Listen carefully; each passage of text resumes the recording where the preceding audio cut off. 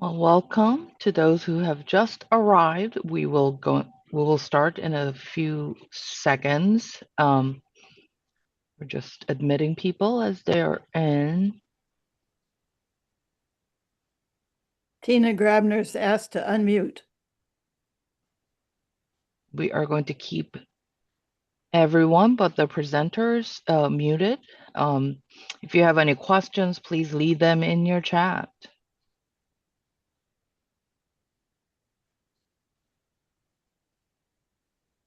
So is that unmute or mute? Mute, please. Everyone, That's what I thought. please Yeah, stay thank muted. you. Thank you.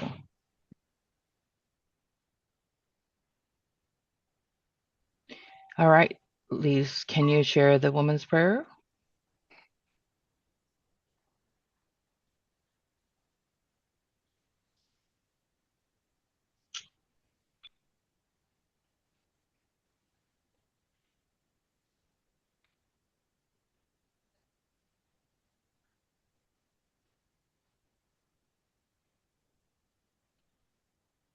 Right. Let us start with a woman's prayer.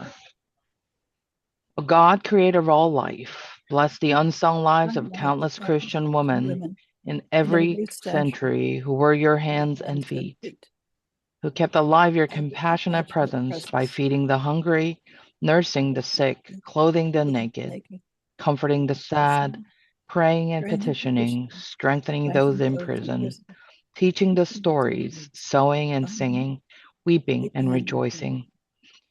Grant us the wisdom to discern our ministries in this day as our foremothers found theirs. Lead us in new and timeless forms of discipleship, and let us joyfully find our place in this procession of praise, offering our varied gifts and voices together with them and Mary, the mother of our Savior, Jesus Christ. Amen. Amen. Welcome, everyone, to the second session of 2026 Episcopal Women's History Project Lenten Series. I'm going to spotlight myself for the recording. My name is Yang Kim. I am the president of the board of Episcopal Women's History Project, and I'm so delighted to see you all here today. And for those who are missing any of the other sessions, please know that all of these are recorded and will be uploaded on our YouTube channel. Please consider becoming a member of Episcopal Women's History Project, and we are really trying to give voices to the past and the present and the future of the voices that has not been heard as they should. In that effort, we are having our conference this year in June in Nashville, Tennessee. You can find the details of the conference on our website, ewhip.org/conference. Liz will put all of that in our chat, so please consider becoming a member and join us for our conference in Nashville. Now I'm going to invite Heather, who is on our board, who is going to introduce our speakers today. Heather? Thank you so much, and welcome to everyone. We are delighted that you are here with us, that you have braved snow or whatever. We have two speakers today, Sarah Peskin and the Reverend Charles Hoffacker. They are going to talk to us about Frances Perkins. I want to note before I introduce them that there are now 3 Park Service related sites of 3 astonishing, wonderful Episcopal women. Eleanor Roosevelt National Historic Site has been a park unit for many years. The Pauli Murray Center for History and Social Justice is now a National Historic Landmark. And thanks to the work of Charles and Sarah, the Frances Perkins National Monument is a unit of the park system. So, and those 3 knew each other, and they were all pretty hardcore Episcopalians. So I think that's an interesting aspect of our stories. I have known Sarah Peskin for many years.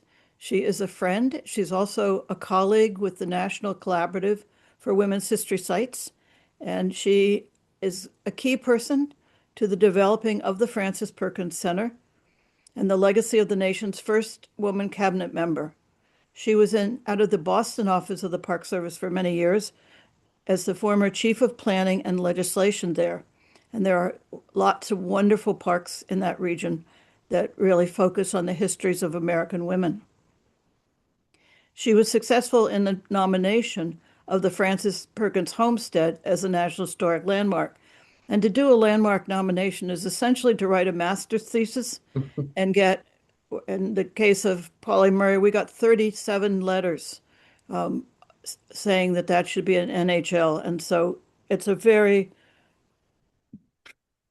challenging process to create a landmark, much less a national monument. And it's really quite impressive and kind of the capstone to her 30-year career with the National Park Service. I want to add she's a graduate of Smith College and has a master's degree in urban planning from NYU. And so she is creative and diligent, and we are delighted that she is here. The Reverend Charles Hoffacker has been a priest since 1982. He retired in 2017, but he has continued to be a writer, scholar, and board member on the Frances Perkins Board. He lives in Greenbelt with which he notes is a community with a strong New Deal heritage with his wife, Helen Mitrova, who's a math prof. He graduated from St. John's College, Annapolis, and then Nashotah House Theological Seminary in Wisconsin. His career included being rector of 3 churches, interim rector of 5, university chaplain, and he also has taught philosophy and world religions. And of particular interest to us today, from 2012 to 2014, he served as the interim, that just means in between, rector of St. Monica and St. James, then known as St. James. And the connection there is while Frances Perkins was in Washington for those many years that she was a member of the cabinet, that was her church, that was her parish in Washington. And so we look forward to hearing from each of them, and then we will take questions. As you have questions and comments, put them in the chat, and we will go from there. So thank you both, and I believe, Sarah, you're going to start. Okay, and now the hardest part of the day is to start the screen sharing, right? And Liz is going to back me up just in case. Okay. Okay. And let's just get my show here.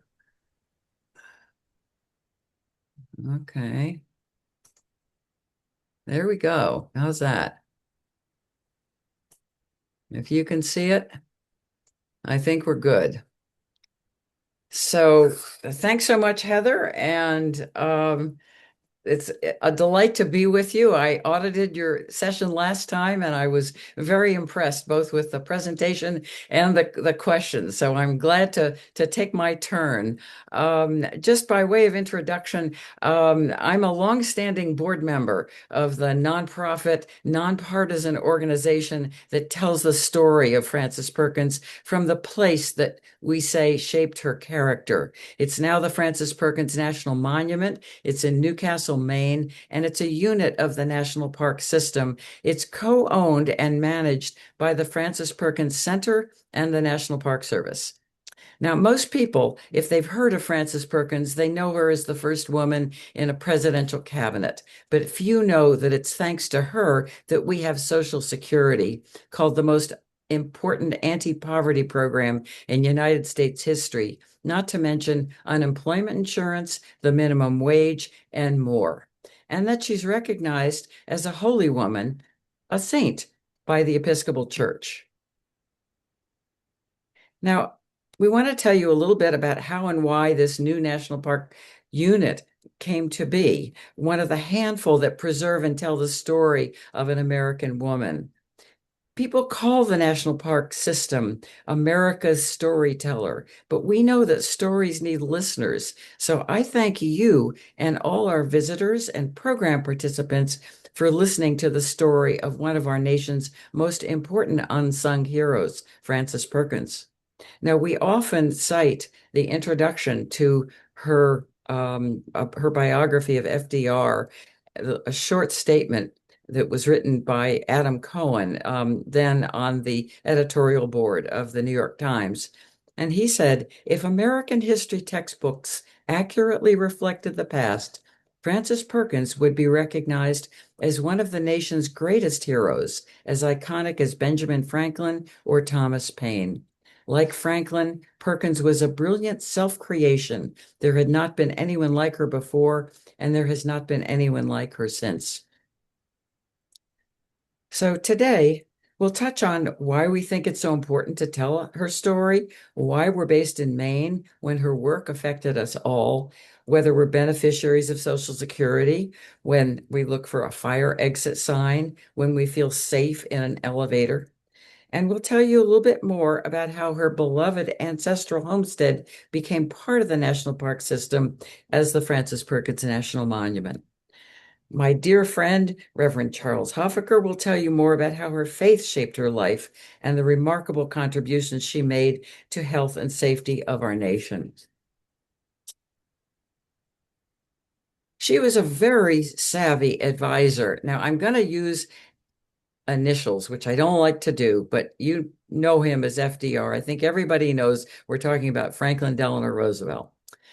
In fact, she only accepted the job as labor secretary on the condition that he would let her pursue a broad program of policy initiatives, which she modestly called practical possibilities. These became the foundation of the New Deal. She worked on them with great success throughout his entire 12-year tenure. Some quick facts. She was born Fanny Coralie Perkins in a boarding house in Boston in 1880 to a family who had lived in Maine since the mid-18th century. She grew up in Worcester, Massachusetts. She went to public high school there and to Mount Holyoke College, where she was a chemistry and physics major. She read How the Other Half Lives by Jacob Riis in college and said it changed her life. She also saw children working in textile mills in the industrial city of Holyoke, Massachusetts, and she was horrified. While a teacher in suburban Chicago, she volunteered at Hull House with Jane Addams and was confirmed in the Episcopal Church. Witnessing the Triangle Shirtwaist factory fire in New York City in 1911 was the formative experience of her life. Her personal moral commitment to do something about the dangerous and avoidable conditions that resulted in the tragic death of 146 workers, mostly young immigrant women, led her to Albany, New York, to work on laws that became models for the nation. You see her here as a factory investigator for the Citizens Committee that looked into how the fire had happened and making sure it wouldn't happen again. Her later work for the governors of New York, Al Smith and F.D.R., resulted in some of the earliest and best laws to protect workers. She took elected officials with her to see the dangerous conditions. She made them walk up and down these fire escapes in that dress and that coat. She showed them the lack of fire escapes, the locked exits. She worked with these legislators to craft laws governing not just fire safety, but building construction, machine guarding, heating, lighting, ventilation. She did studies of industries, the chemical industry, metal trades, print shops, textiles, sweatshops, and more. She spent 18 years in New York State government, where she was responsible for some of these earliest and best practices and laws to protect workers.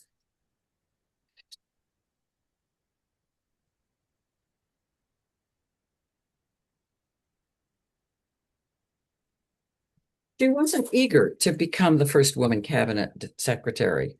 She was 52 years old. She had very significant family responsibilities. She had a teenage daughter at home in high school and a husband who was suffering from mental illness. But she asked F.D.R. to commit to getting federal laws to put people to work on public works and to set up unemployment insurance, old age insurance, universal health care, and child labor. An end to child labor. Her agenda that you see here is an outline of the New Deal. And all of these were achieved except for universal health care, health insurance. She was proudest of Social Security. You notice her in the tricorn hat, which was her landmark, standing behind F.D.R. and members of Congress who had just passed the landmark bill creating Social Security and unemployment insurance. Here she is at the homestead with its connected house and barn complex, which was made the national landmark in 2014. This was her home in Newcastle, Maine, the farm where she went every summer of her life for rest and renewal. It was her grandmother's house when she was a child growing up in the city of Worcester. She spent every summer there. Her ancestors had lived and worked there for almost 3 centuries. Now, this was no stately home. It was a farm with a brickyard like this one, where the family supplemented their agricultural income by making bricks for export and to build buildings in Maine, including the family home. This is what the house looks like today. It's the family always referred to it as the brick house. It's built with bricks that were made on site in this 57-acre saltwater farm. We call it a saltwater farm because the river that it's on is tidal saltwater. It's now protected thanks to hundreds of supporters who helped us to buy the property from her last surviving heir so that it could become a public educational site honoring her legacy. Now I want to show you just some views of what it looks like now after the work that we've been doing for the last just 15 years. This is the restored barn that we use as a multi-purpose space for exhibits and programs. We have beautiful trails on the old farm roads. This is where she enjoyed walking. They're now enjoyed by neighbors and visitors from all over. This is the riverfront. You can see looking into town with views that, again, they're family photos sitting on these rocks. This was a very beloved family place. The Frances Perkins Center was formed in 2009 when her last surviving heir, Tomlin Perkins Coggeshall, was faced with a dilemma: how to prevent the place from being sold and demolished or renovated beyond recognition in this very desirable part of Maine. But he couldn't afford to keep it up by himself. I got involved to help save the property, but I insisted on the condition that we do things according to best professional practices. We followed Secretary of the Interior's standards. My training and education in the National Park Service it was second nature, and that was my condition for getting involved as a volunteer. This kind of became almost like a full-time job, but we won't go into that. We started with a conditions assessment. We did the nomination for the National Landmark. It really wasn't as bad as a master's thesis, but it was pretty intense, Heather. 2009 also saw publication of Kirsten Downey's compelling biography, The Woman Behind the New Deal, as well as ceremonies for Frances's recognition as a holy woman of the Episcopal Church. Now here she is, here is her grandson, who sadly died recently, Tomlin, with the rector, Luann Connor, receiving an icon that was made several years after this date. The Frances Perkins Center grew into a lively organization that combined fun with substance. We had garden parties with speakers. Some of them were quite notable. William Leuchtenberg is considered the dean of New Deal scholars. Sarita Gupta is now, I think, the head of the Ford Foundation. Local leaders, that's Adam Cohen, who wrote that nice statement. We've done a full program of events, including tours, discussion sessions, public policy forums, even during the pandemic when we learned how to do virtual programs. Here we are recording Heather Cox Richardson. I know a lot of you enjoy reading her daily column. She's a neighbor. While we raised money to buy the homestead, we operated an exhibit center in our little downtown with offices above. We met lots of people who had no idea who Frances Perkins was and why our center was in Damariscotta, Maine, which is the twin village of Newcastle. In 2004, a number of people in Washington and with national organizations raised the issue that there were very few sites in the national park system that recognized American women. And an intensive effort was made to find them and to document them and to learn more about them. We caught the attention of this group because as a national landmark, we were already recognized as nationally significant, but national significance comes with no guaranteed funding from the National Park Service. We applied, however, to get a Save America's Treasures grant, which we were eligible for. And we raised about $5 million to acquire the property and to undertake the major unsexy preservation work that you needed to make the site safe and accessible to the public. And we did all of that. And we caught the attention of the folks who were looking for more sites to include in the national park system. The National Park Conservation Association started a major lobbying campaign. They had a community meeting here where you see the Secretary of the Interior, the Assistant Secretary for Fish, Wildlife, and Parks, and called on a wide range of members of the community to speak up and to say whether or not we thought this was a good idea. Needless to say, it was roundly endorsed. We got 5,000 letters of support. People really were enthusiastic about it. The National Monument was established by executive order on December 16th, 2024, under the authorities of the Antiquities Act. And there you see President Biden signing it with Tomlin and others in our main congressional delegation. And through our publications and programs like these, we share her story to inspire current and future generations to continue her work for social justice and economic security. Now, I know some of you have asked about some of the books. These are, if you want to learn more, these are several recent books that we recommend very highly. One is historical fiction. The other two are nonfiction. They're both sold in our bookstore, and we recommend them. And again, her topic is so huge, we can only just touch on the surface in a talk like this, but we're really happy that you're here and we'd like to answer questions. So if you want to check our very good website at francesperkinscenter.org, that's the address. And I'm going to turn it over to my dear friend and colleague, Charles Hoffacker, who can leave the slide up if he wishes, or we can stop sharing if he's tired of looking at his own face in addition to St. James. All right. Thank you very much, Sarah. And I do like the slide continuing to be up, because much of what I have to say is centered around the Church of St. Monica and St. James on Capitol Hill, which was Frances's parish during her Washington years. And let me say, too, I'm very glad to be among this group, because history is very important to me.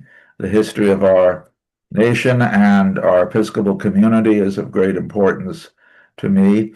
And the best kind of theology, in my view, is what's sometimes called narrative theology, where stories are told and appreciated and passed on.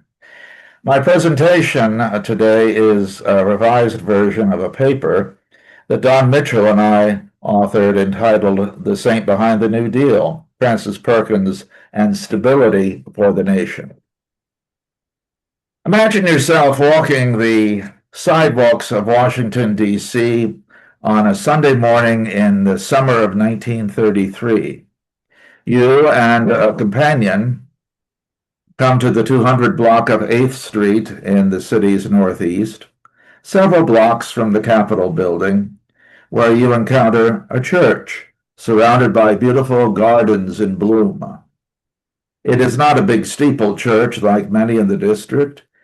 Instead, it comes across as a village church, a neighborhood parish, marked by elegant yet simple architecture, less than a century old, and with jubilant music sounding forth from open windows. This building summons you and your companion. Strangely, the main door does not face the street. but requires passage through the gardens. The church is not large, nor is the congregation. A deep stillness prevails. The interior and what happens there take you by surprise. Neither you nor your companion is a regular churchgoer, but you recognize a Catholic arrangement when you see one. The altar is adorned with candles and flowers. There are sacred images, statues, paintings, stained glass windows. Men in colorful vestments are engaged in a slow, sacred choreography. The odor of incense fills the air. A large stone baptismal font occupies a prominent place. Your companion is familiar with ethnic Roman Catholic parishes in populous American cities. Some are Irish, Italian, Polish, German, Mexican, Hungarian. This place is none of these. It feels, well, medieval and English. You had a vague recollection that this church, St. James, Capitol Hill, was Episcopal, but maybe you were wrong, for it bears little in common with the Episcopal churches you've visited for weddings and funerals elsewhere. Some of these churches might actually be older than the United States itself, but none of them feel as old as this one. You politely look around, then recognize a face from newspaper photos and a Time magazine cover. That soberly dressed woman in a rear pew, sitting by herself near a side aisle, is the Honorable Frances Perkins, U.S. Secretary of Labor. She's only blocks from her office, but she appears to be in a different dimension of reality altogether. As the priest raises the silver vessels containing the sacred bread and wine, this woman's vision is wonderfully fixed on what she and others will soon receive. As she kneels at the altar with other worshippers, you may want to understand this as a private act, but you can see that it is profoundly communal. What you cannot yet see is how it will nourish the social vision of the New Deal. The support and inspiration of St. James Church played no small part in the creation of a system that lifted 3 million people above the poverty line in its first year of operation. Current estimates suggest it continues to do so for more than 20 million people every year. This feat required the imposition of a new tax on both individuals and businesses at the height of the Great Depression. It was truly the stuff of miracles, and for that reason, we have described Frances Perkins, the miracle worker, as the saint behind the New Deal. To study the life of Frances Perkins, then, is to understand that her theological orientation and spiritual discipline had as much to do with the creation of America's social safety net as politics and public opinion. Raised as a New England Congregationalist, at the age of 25, Perkins satisfied her yearnings for a form of religion that valued nature and art by embracing the Anglo-Catholic tradition in the Episcopal Church. While not incompatible with the aims of the social gospel, Anglo-Catholicism was sacramental, emphasizing what God wants for his people, as opposed to the social gospel's ethical emphasis on the moral failures of the ruling class. It was about grace rather than judgment. Grace rather than judgment.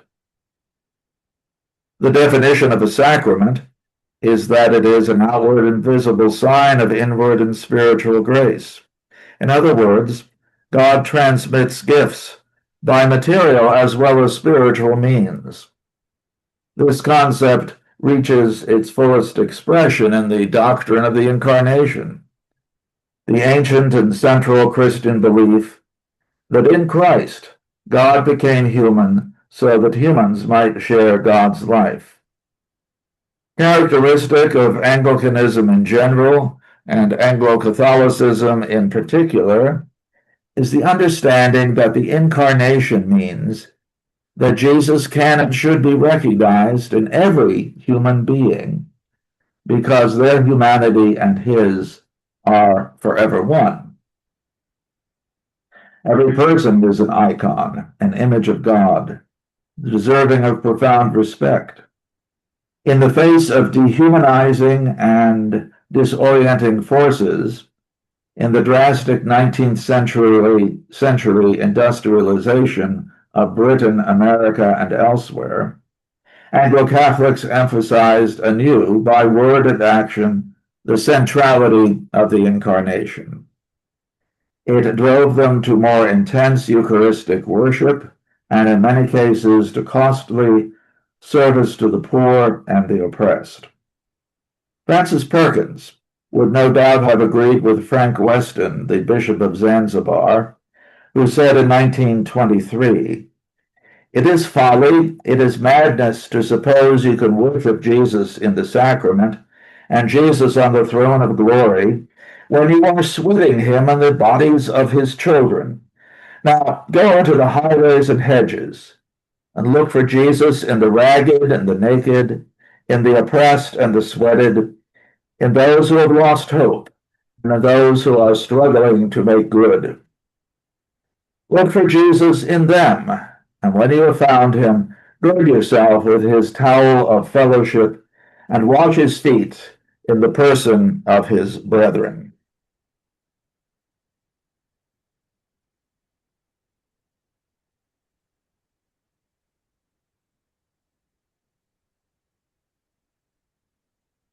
When it comes to this Anglo-Catholicism put into practice, social insurance was an essential point. For Perkins, social insurance, that is, state-sponsored insurance for virtually all citizens, was both a secularization and a socialization of what Catholic tradition calls the corporal works of mercy. Feed the hungry, give drink to the thirsty, clothe the naked, harbor the harborless, visit the sick, ransom the captive, bury the dead. In a pre-modern economy such as early medieval Europe, these merciful deeds would have been executed in kind. That is, a hungry person would be given food.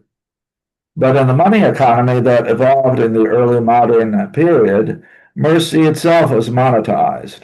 Instead of giving food from agricultural surplus, a work of mercy might consist of putting money into the hands of those who would otherwise lack the means to acquire food. The same was true of shelter and other necessities of life. Stability was another medieval concept that needed to be made manifest in the modern economy. Perkins had seen the inherent instability of the modern economy up close. Her Mount Holyoke professor, Anna May Sowell, sent Perkins and her classmates into the factories of Holyoke to see the conditions for themselves. Perkins learned that stability could not be taken for granted. The irregularity and low pay of factory work threatened the stability of the home. Frequent, often catastrophic workplace accidents incapacitated and sometimes permanently disabled the breadwinner, further destabilizing the family.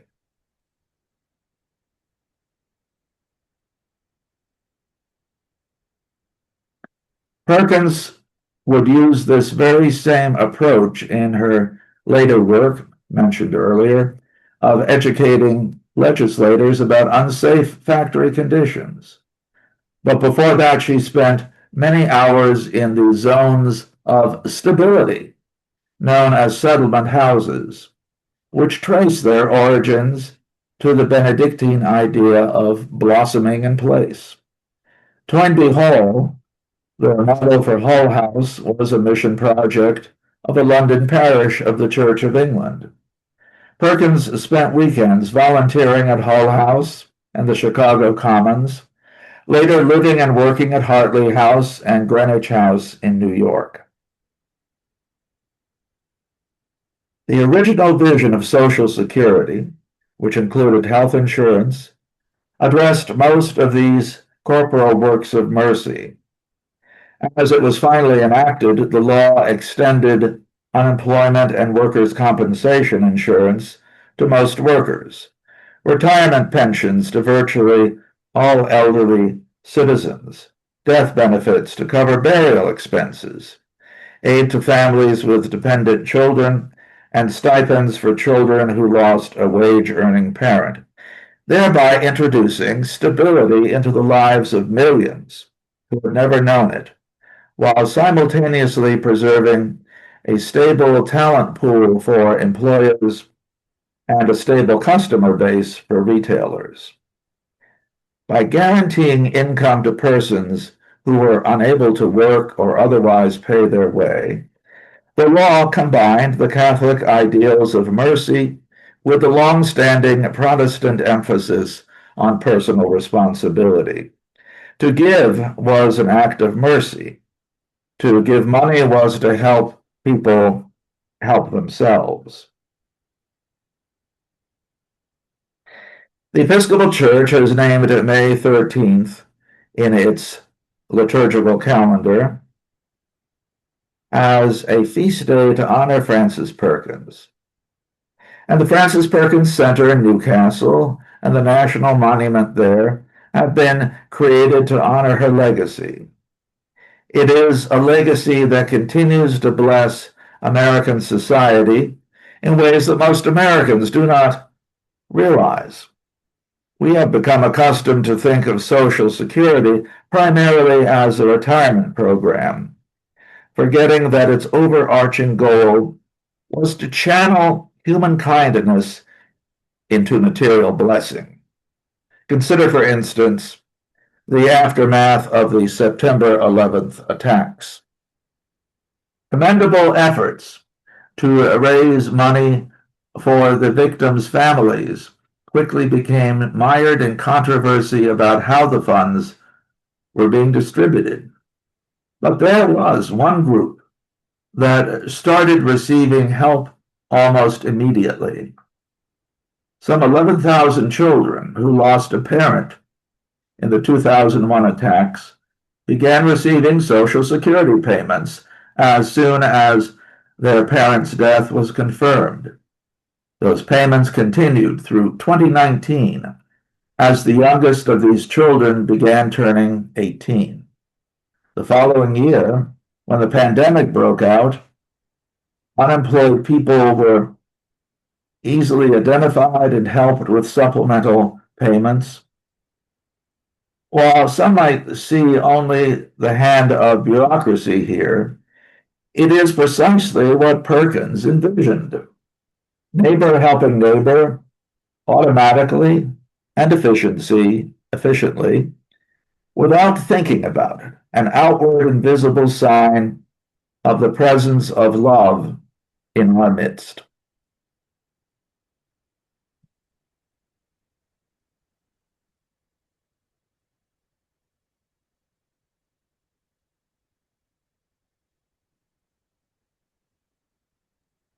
Thank you both. Thank you very much for giving us a lot of information and helping us think things through.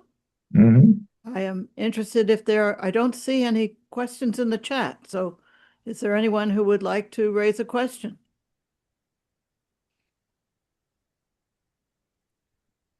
And as we've always said, we just scratch the surface in terms of making a presentation like this. I probably should have emphasized that our visitor season starts on June 17th, and you can come up and see the place and enjoy our programs. And our website gives you all the information, as does the National Park website.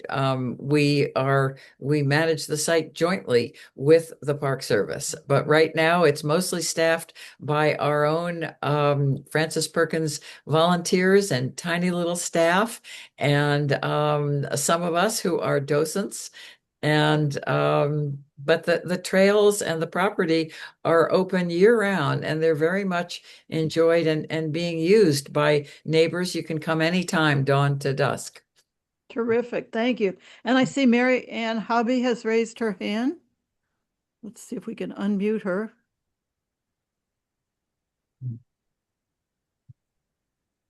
Liz, do you see There we her? go. I got it. Thank you so much. Thank you both for your presentation. I discovered Miss Perkins when I read Becoming Madame's Secretary about 4 months ago, and I could not believe who I was reading about and the scope of what she'd done. I'm just curious, was there ever any outward manifestation? Did she speak of her faith in the work that she did? I understand that everything she's done, thank God, is based on living the gospel principles. Has there ever been any exposure about that anywhere?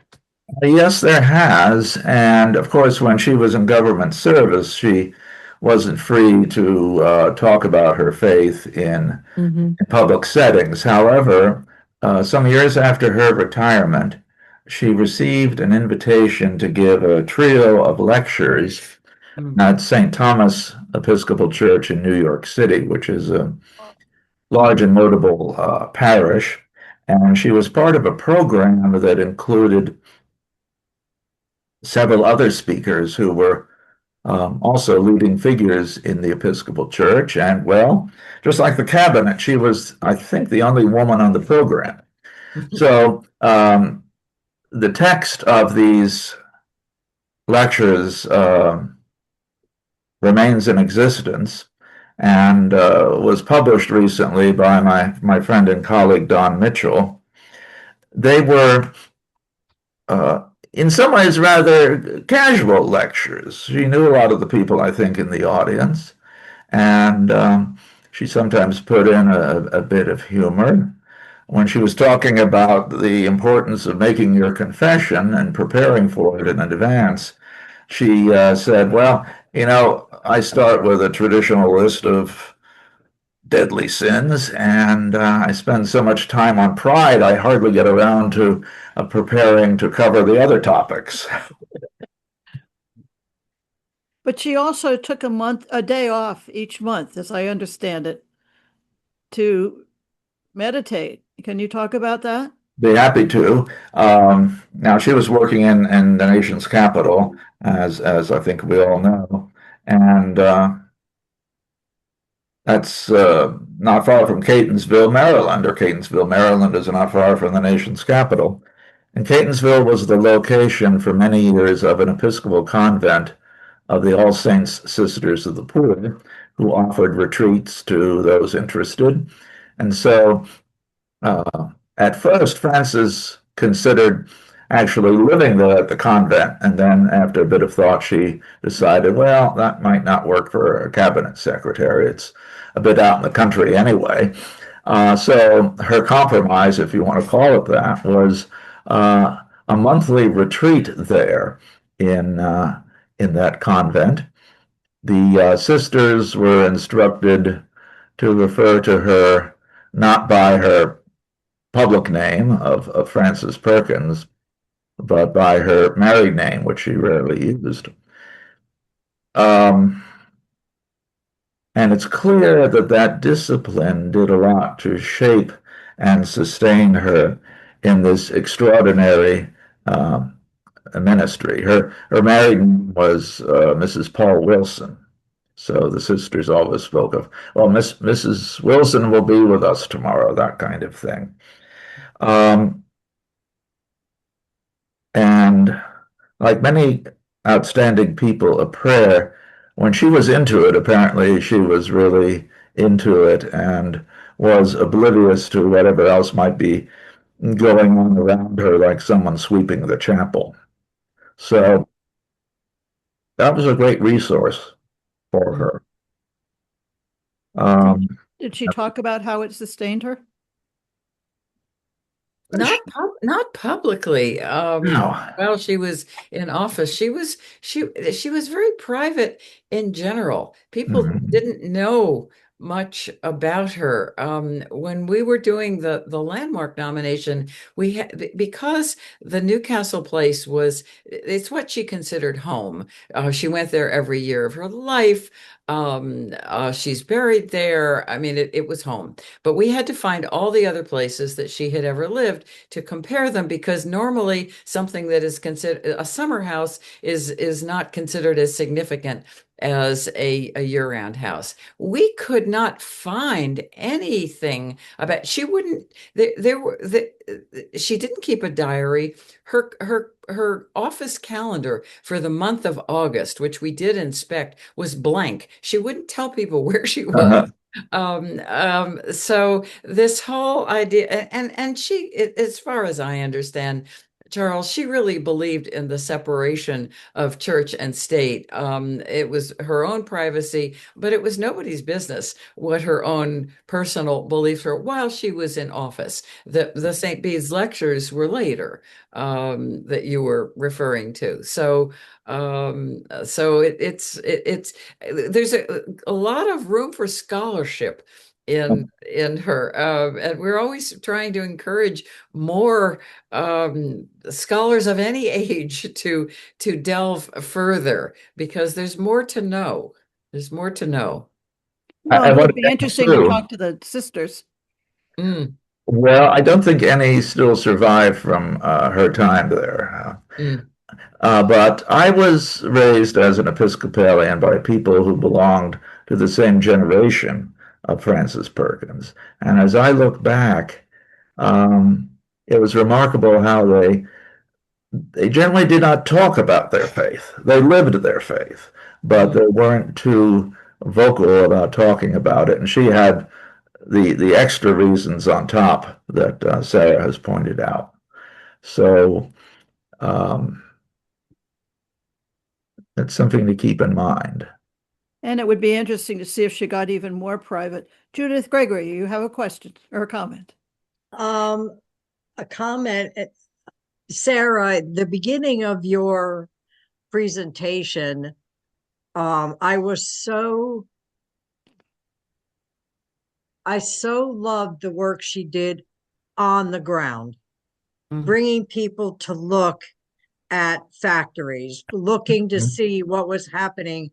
In Wilmington, Delaware, there was a tanning factory down on the Christiana River. And parents would go into work and leave their children unattended on the streets all day. And when you realize, I grew up in New York, that these kind of, what she did remind you so much of the houses single women had to live in, to work in the factories. They had no one else to care for them but themselves. If something happened, I just love what you presented, because for me, don't be insulted, Charles. Prayer for me is give me something to do and I will do it. Yes, yes. It is not, you'll, and there's a couple of people from my church on here, and I'm not going to be found in the chapel praying all day, but I will be found outside on the streets. So thank you both so much. This was so interesting. Thank you for listening. Thanks for listening. We appreciate it. Yeah. And some of what she saw in those factories was, and she, again, she didn't keep a diary, but she did record a very extensive oral history that we have access to. And again, part of what we're doing, it's at Columbia, and part of what we're doing is making her words and her papers more accessible through digital means. It's one of the big initiatives that we're doing with the Frances Perkins Center, because right now you have to go to New York and request the papers box by box. And it takes a long time and it's expensive. We've done it ourselves, but again, it's huge, and there's way more that can be done. And that's part of what we, the Frances Perkins Center, are doing in addition to helping to interpret the place. Sarah, help me with this, lest I get the details of the story wrong. But something that proved a real motivation for her to struggle for a better world was, at a relatively early age, she encountered a young girl who had worked in a factory and had lost her hand in the process. Yeah. And the compensation for this was really a trivial amount. And I think the hard injustice of that was a motivation for her from then on. Yeah, yeah. And again, she had a successive series of jobs in professional jobs long before she was appointed to the cabinet. People always say, "Well, was she appointed to the cabinet because she was a friend of Eleanor Roosevelt?" And we just it upsets us. She was a very experienced professional woman who had been working in this field for many, many years and had seen some quite awful things. But she also had advocated for as a social worker. That was really her discipline for individual people, and had seen this firsthand. And she wanted to get those lawmakers to see and to understand what she had learned herself. So she brought them there and showed them how awful it was. And it was, again, the social work approach that, but in addition to that, she was a social scientist. She firmly believed in laws to remedy conditions based on serious analysis. Her master's thesis was very serious. The subsequent work that she sponsored was very, very sound and very solid. And it's part of what she did is she brought in the best experts that she could find on these various topics, and she organized them. She directed them. We often don't know what to call. We don't want to call her the mother of Social Security, but we can't find a good word that describes what she did. She chaired Maybe the godmother. She chaired the committee. We find ourselves using the word driving force because she was relentless. But again, she really understood how to make laws and policy based on substance. That was her goal. And I think we think she achieved it. Not in everything. She was frustrated still with things she couldn't do. And she did make compromises, and she was criticized for that. The Social Security Act, the original one, is not perfect. There's some major populations were left out, but she knew that in order to get it through, those things could be amended later, and it was.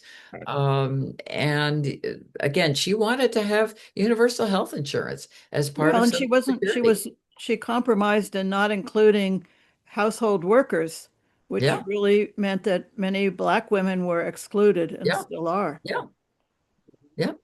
She also said, addressing some audience, that her work was not perfect, it wasn't finished, but the task would need to be taken up by subsequent generations. Yeah. So Yeah. it was never just a fait accompli. Yes, yes. What were some of And- the things she did after she was in the cabinet? Yeah, I was just going to say, she was, for 10 years, she was on the Civil Service Commission. She would have loved to have been appointed to run Social Security, but she didn't get that job. But as on the Civil Service Commission, part of what she did is she went all over the place lecturing young people on why they should have careers in public service. And we encounter when we travel and speak in various places, people who I mean, I was giving a talk in New Jersey and in my old hometown, and someone said, she came to my high school. I remember hearing her speak. On one of those speaking engagements, too, a young student stood up and started to ask her a question and prefaced his remarks with, well, of course, we've always had Social Security. Right, right. But Well, in answer to your question, she taught. She was an adjunct lecturer at a number of universities. I know at Delphi, at Princeton, but particularly at Cornell. When again, I love as a role model for us aging lifelong learners. She started a new job when she was 80, and she lectured at Cornell in the brand new School of Industrial and Labor Relations for 5 years. And she lived there on campus with, fortunately for us as an organization, she lived in an honors fraternity called the Telluride House. And the graduate student who invited her to live there is one of our most wonderful board members who knew her very well personally and stayed in touch with her the rest of her life. So he has great personal memories of her, and has also stimulated additional work at Cornell. They recorded all her lectures, which again, we're helping to make more available. And she had a sense of humor. And she really enjoyed the back and forth, and particularly she was really interested and fond of young people. You know, it's interesting. One of the other park units, and as you said, there are only a few that focus on the histories of American women, but one of them is Maggie Lena Walker in Richmond. And she was the head of a fraternal order, which is pre-Social Security, and it provided burial services, and it also, if you were injured, it would help you with that. Not retirement, but it really was trying in an early way to help that. And between the Great Depression, but even more so, as Social Security moved in, that changed because it wasn't needed in the way that it had been. So it's an interesting two different models that you can see in both. You can go visit both parks. I want to add that the current administration has severely limited the access to the national park historic sites. They're being open only a couple days a week, only for a few hours. And there's a real effort that a lot of us are involved with, trying to let people know, particularly on the Hill, that we want our parks and we want them open and we want them doing quality history. If you want to let your member of Congress know that, you can simply call the Capitol Switchboard, which is 202-224-3121, and register your opinion, whatever it is. And so it's important that we support all of these parks, and places like Frances Perkins needs funding and needs more staff, and it belongs to all of us.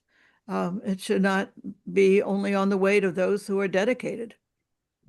I'd like to pick up on a question that flickered momentarily on the screen a while ago. And the answer is that, yes, there's at least one academic chair named for Frances Perkins, I believe at Cornell. Am I correct with that? Yeah, Sarah? right. Yeah. So she is honored in that way, and perhaps in other places also. We're keeping a list so far as we can of ways in which she is honored in our time, statues and chairs and fellowships and funding and all that good stuff. And it's quite lengthy and growing. That's terrific. And we really appreciate both of you speaking. I see it's 3:59. That's like a magic hour. We really appreciate both of your work as well as just sharing some of it with us and the Episcopal Women's History Project for being there. So thank you all. I want to say that we will have another presentation next week, same time, and we hope that you will all come. And thank you for clapping now, even though you're muted. So we will see you. We hope to see many of you in a week. And again, go forth. Thank you very much for inviting us. Thank you. We're happy to do that. Take care, everybody. Mm. Bye-bye.